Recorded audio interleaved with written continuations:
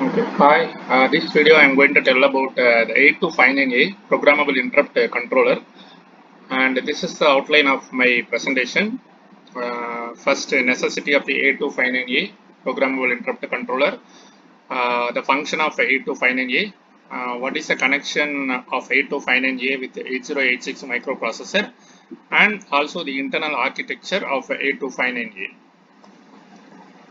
What is the necessity of the 8259A? So in a system, the microprocessor may need to perform the following task in an efficient way using an interrupt. It read the ASCII characters from the keyboard on an interrupt basis, count interrupts from the timer to produce a real-time clock of seconds, minutes and hours, communicate with an A to D converter, communicate with a display or printer, detect several emergency signal like power failure, etc. on an interrupt basis. So each of these interrupt applications require a separate interrupt pin, but the problem with 8086 is it has only two interrupt inputs. One is a non-maskable interrupt and the other one is interrupt request, that is NMI and INTR. So if we use NMI, that is non-maskable interrupt, for a power failure interrupt, we have only one interrupt. This leaves only one interrupt input for all other applications, so that is not enough. So what is the solution for this problem is, the solution is to use the external device called programmable interrupt controller. It was developed by Intel. The pin number is 8259A. So now we discuss about the function of 8259A. What is the function of 8259A? That is a programmable interrupt controller. Is it function as an overall manager in an interrupt driven system environment. So what it will do is it accepts a request from the peripheral equipment and determines which of the incoming request is of the highest importance or priority, and ascertains whether the incoming request has higher priority than the level currently being serviced, and it issues an interrupt to the CPU based on this determination. And each peripheral device or structure usually has a special program or routine. So the 8259A, that is programmable interrupt controller, after issuing an interrupt to the CPU, it must somehow input information, that is the interrupt vector number, into the CPU that can point the program counter to the service procedure associated with the requesting device. Normally, interrupt will be serviced by interrupt service routine. Once an interrupt is issued, so that control will be transferred to interrupt service routine. So the interrupt service routine will process the interrupt. And this is a block diagram of the 8259A. So in this block diagram, we got so many components: data bus buffer, then read-write control logic, cascade buffer comparator, control logic, then some registers. What are the registers we have is interrupt mask register, interrupt request register, in service register. And apart from that, we have priority solver also to determine the priority of the incoming interrupt request. This is a pin diagram. So 8259 programmable interrupt controller contains 28 pins, and we will see each and every component. The first component is a 8-bit data bus. So the data bus, how many data bus pin we have is, we have 8 data pins we have from D0 to D7. These are the data bus buffer pins. The use of this data bus buffer is, this 8-bit data bus allows the 8086 to send control words to the 8259A and read a status word from the 8259A. And also it will send an interrupt types to the 8086. So the 8 data lines are always connected to the lower half of the 8086 data. As you know that 8086 microprocessor contains a 16-bit data line. So this 8-bit data bus is connected to the 8 data lines that is lower of 8086 data line. And the next component is read-write control logic. So these are the pin related to read-write control logic. So RD, means it is a read signal, and WR means it is a write signal, and CS means it is a chip select signal. So the read and the write inputs control data transfer when the device is selected by asserting its chip select input low, and usually the read and write pins are connected to the system read and write lines. The CS actually, that is chip select signal, may be connected to the address decoder's output. The low address pin we have the A0.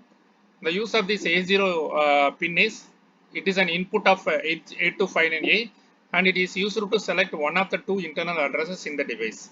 So this pin may be connected to any one of the system address lines. And we have a cascade buffer comparator. In that we have three pins: CAS0, CAS1, and CAS2.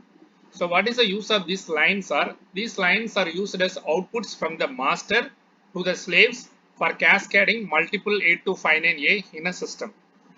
So the master outputs a 3-bit slave identification number on these lines.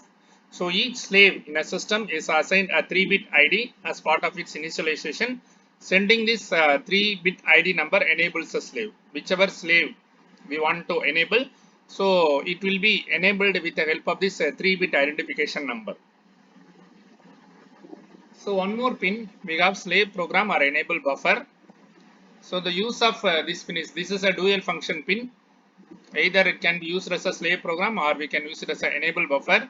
So whenever the 8259A is in buffer mode, this is an output that controls the data bus transceivers in a large microprocessor based system.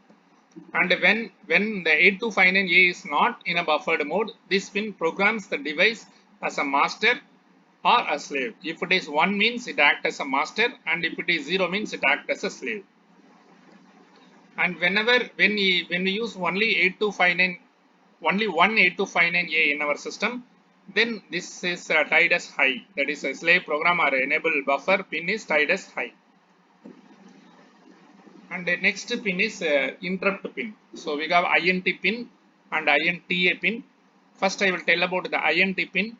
The use of INT pin is, it is an interrupt output pin. So this pin of 8259A, it is connected to the INTR pin. So INTR means interrupt request pin on the 8086 microprocessor. So this pin, this INT pin is connected to INTR pin of the 8086 microprocessor when there is only one 8259A in the system. Suppose in case in a system with master and slaves, only master's INT pin is connected to the 8086 and slaves INT pins are connected to different IR pin of the master. Okay, as I told, some system we may have only one 8259A, some system we may have more than one 8259A. In that case, one of the 8259A act as a master and other 8259A will act as a slave. So whenever only one 8259A is in the system, then INT pin is connected to INTR pin of the 8086 microprocessor. Whenever we have more than one 8259A, so only that master's INT pin is connected to 8086 and slaves INT pins are connected to different IR pin of the master. And another pin related to interrupt is interrupt acknowledge pin, INTA. So this input pin of the 8259A is connected to INTA output of the 8086. So in 8086 we have a interrupt acknowledge pin is available. So that pin, that is an output pin, and this is an input pin of 8259A. So both pins are connected. And the next inputs are interrupt request inputs, IR0 to IR7. What is the use of these lines are? The 8 interrupt request inputs are used to request an interrupt by external devices in case of single 8259A system. So what are the pins input we are having is IR0 to IR7. So these 8 interrupt request inputs which are used to request an interrupt by the external devices in case of single 8259A system, and in case of multiple 8259A system, these input pins of the master is connected to output INT pin of the slaves. And the next register is interrupt mask register, and this register is used to disable. Disable means mask, or enable. Enable means unmask individual interrupt inputs. And each bit in this register corresponds to the interrupt input with the same number. And we can unmask an interrupt input by sending a command word with a 0 in the bit position that corresponds to that input. And the next register is interrupt request register, IRR. So what is the use of this register is, this register keeps track of which interrupt inputs are asking for a service. As I told, we have 8 interrupt request line, IR0 to IR7. So this register keeps track of which interrupt inputs are asking for service.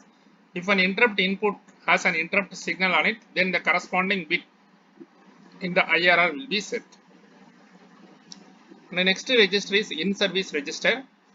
So the use of in-service register is, it is used to keep track of which interrupt inputs are currently being serviced. We have 8 interrupt request inputs are available, IR0 to IR7. Whichever input request that is currently being serviced, so that information is available or stored in in-service register. So in-service register keeps track of which interrupt inputs are currently being serviced. And the final thing is priority resolver. So the priority resolver acts as a judge that determines if and when an interrupt request on one of the IR inputs gets serviced. Thank you.